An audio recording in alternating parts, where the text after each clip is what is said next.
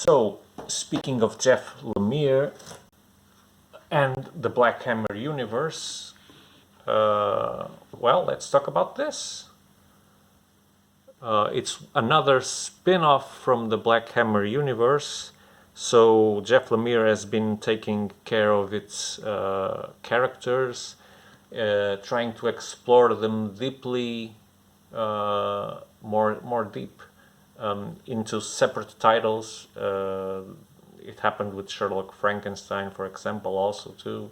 So he's done it now with Barbarian Red Planet. Of course, this is also a Dark Horse title. What else, right? So Dark Horse is the one behind these launches of Black Hammer universe, and this is around Barbarian. So let me just read you a little bit of the summary here. So Mark Marks has found his place on Earth as both a decorated police officer and as the beloved superhero Barbarian. But in the midst of the AIDS crisis, hatred from all sides makes balancing these identities seem impossible, especially when a Martian enemy from the past hunts him down to take him back dead or alive.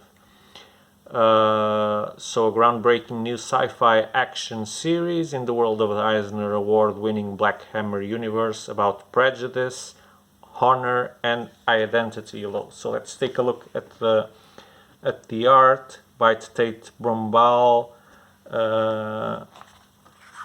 It's a bit out of the ordinary. I'm sorry, it's Gabriel Hernandez Walta. Tate Brombal helped with the story. Sorry about that. So Mars, that's the setting. We can see here that the paper it's way better. Dark Horse, thank you for not following the steps of the big two. So the colors do actually look way better, and I'm sure that they're as close as possible to the originals, so making the colorists happy. You should make them happy, because if they're happy, we're bound to get happy with the end result too. So let's respect them and give them good quality paper so they can express and see their work correctly expressed. Will you, publishers, please? So we've got an afterword by Tate Brombal, who helped writing the story, some sketches here.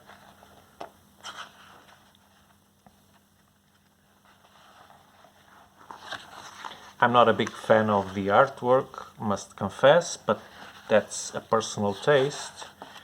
But if you're a fan of Black Hammer, you'll want to check this out. Here we can see the Quantum Age, for example. That's something you can also get from us. The Sherlock Frankenstein, I told you. The Visions, it's not here, but we have it in the store. We don't have Dr. Andromeda, must say. We have the Quantum Age, the Streets of Spiral, the Black Hammer 45. We also have it in stock. The crossover between the Justice League and the Black Hammer, we also have it in stock.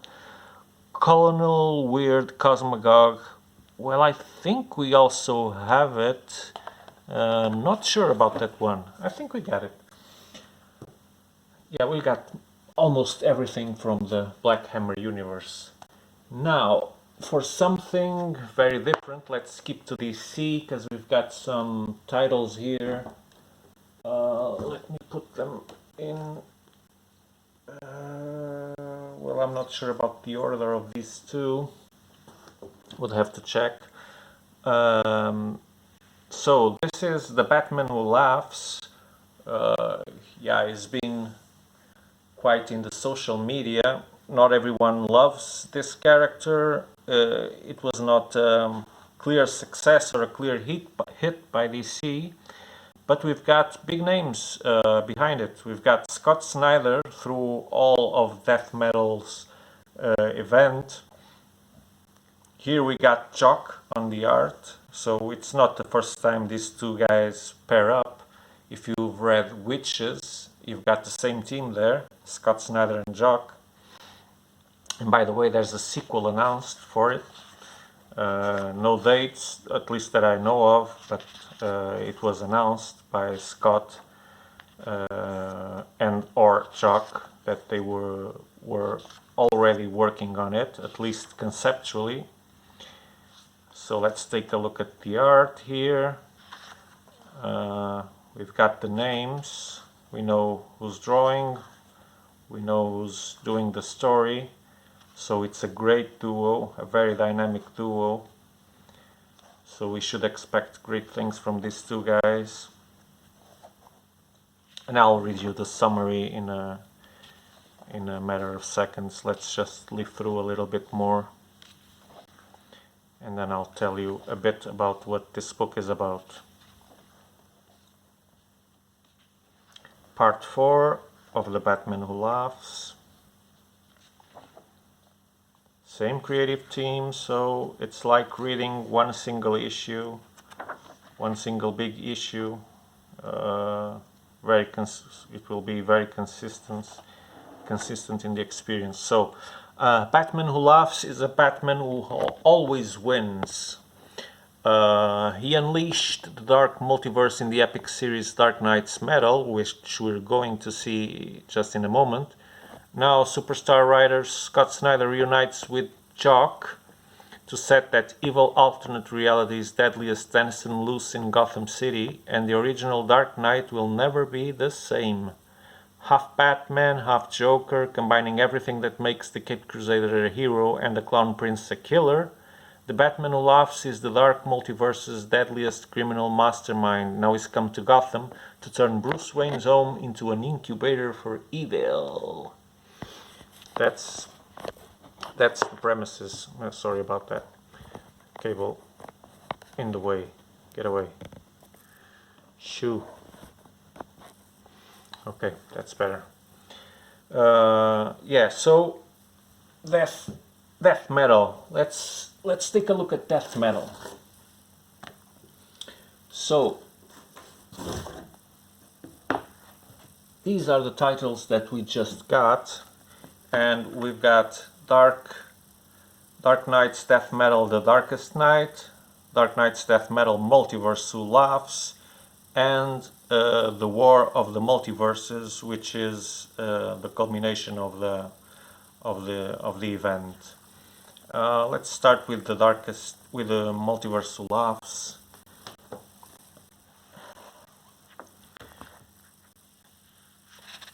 So we've got names like Scott Snyder, Jeff Johns, James Tynion IV, Peter J. Tomasi, Francis Manapool, Jesus Merino, Riley Rossmo, and I only do not know the last two names. The rest, they're big names.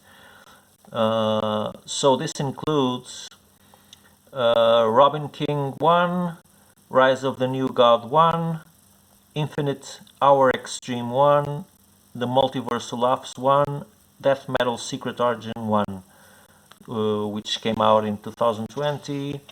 So this was compiled and some new material was included this year.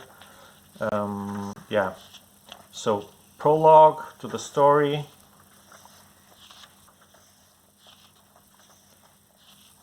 Shitty paper, I have to say it. Look at these colors, they don't even shine. Jesus, I would be so mad if I was the colorist, to be honest.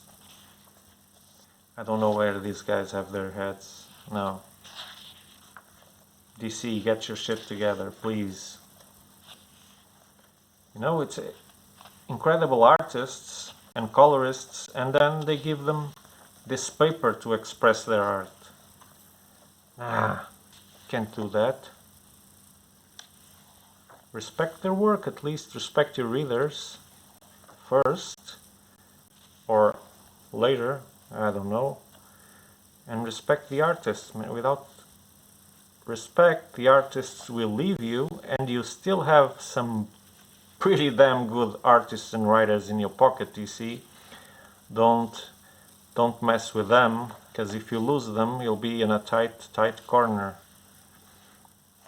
And your reader base also doesn't like to buy books with this kind of paper, not for what they're paying for it. Yeah, so a multiverse chock full of your worst nightmares. The DDC multiverse is a collection of alternate reality worlds where anything is possible. Each world tells the tale of a possible split in reality or shows how lives vary depending on a single solitary decision. But now that the multiverse has been destroyed, the Batman who laughs has used his godlike power to create a new dark multiverse, a collection of 52 evil worlds, each more terrifying than the last. These one-shots offer the curious and the brave a glimpse into the nightmare realities that the Batman Who Laughs has created in tales by creators who know what it means to have a truly twisted sense of misfit humor. An Arkham Asylum even more terrifying than what we know? A world of evil super pets? Find all and that more in these new tales of the multiverse Who Laughs. Okay, that's one that goes. Now we have The Darkest Night, and I'll start with the summary. So the army of the Batman Who Laughs rises, and Earth doesn't stand a chance. The DC universe is engulfed by the dark multiverse that was created in that volume we were seeing. Demons dwell. Reality is overrun by monstrous versions of the Dark Knight, all ruled by the Batman Who Laughs. Wonder Woman, Superman, Batman, and other heroes fight to survive in this strange new landscape. And whilst that one cloaked figure has been observing from the sidelines, creating a guidebook to this new world and its evil leaders in the hope of forming a plan of justice and penance. Meanwhile, the heroes have split up on separate missions to take back the Earth. So Superman, Batman, and Wonder Woman are launching a head-on assault on Castle Bat. The Flashes are in a race to the death with the Darkest Night, and the Green Lanterns are also trying to save the heroes of the dying multiverse. So the multiverse is installed here, and you get to see our heroes trying to fight it back, and the Batman Who Laughs ruling this and trying to engulf all the world and making the dark multiverse the thing, right? So once again, Scott Snyder, James Tynion IV, Joshua Williamson, Peter Tomasi, Priest, Francis Manapool, Eddie Barrows, Joan Gideon, Tony S. Daniel, Doug Manra. It's just big names. DC has really put his creative tops in this death metal event, but yeah, the community doesn't seem to be all in sync with the quality of this event. There's real doubt that it will be remembered as one of those big events, as so many of them in the past, like the New 52, the Rebirth, etc. But yeah, only time will tell. But I would say things are not looking great for this event. It's not. I feel it's not getting much love from the readers, but yeah. But still, it's still a buzz on the social media.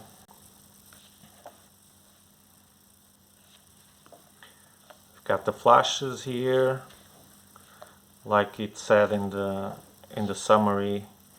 Each of the heroes are taking a single vendetta, trying to with a common objective of throwing down the Batman Who Laughs and trying to escape from this dark multiverse that has installed itself as the reality. Okay, we got some sketches here. Covers. Do we have covers? Mm, doesn't look like it. I didn't notice if there were covers as the book goes by. Maybe there is. Something about some details about the characters and places, and some publicity to other Dark Knight's metal.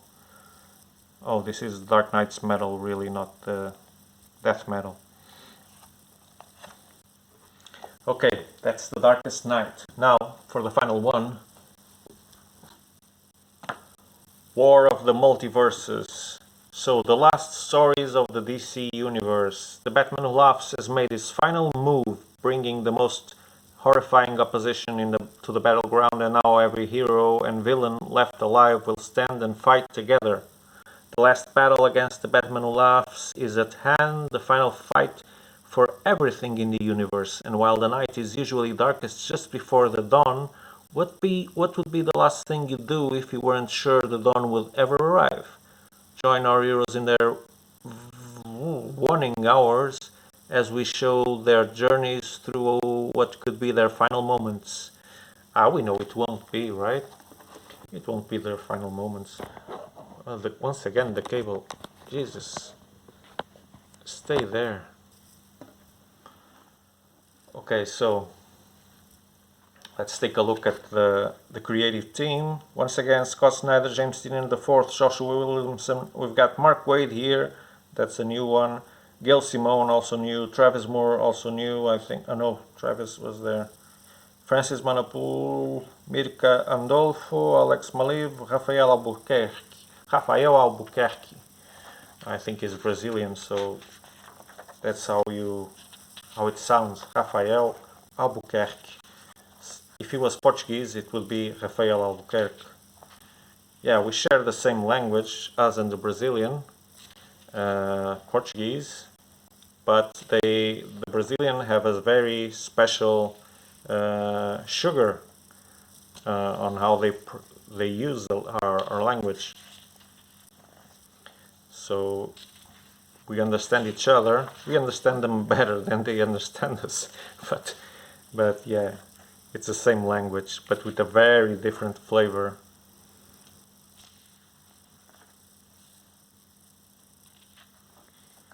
Okay. Aquaman, like this panel, like the colors. They could be better if the paper was better.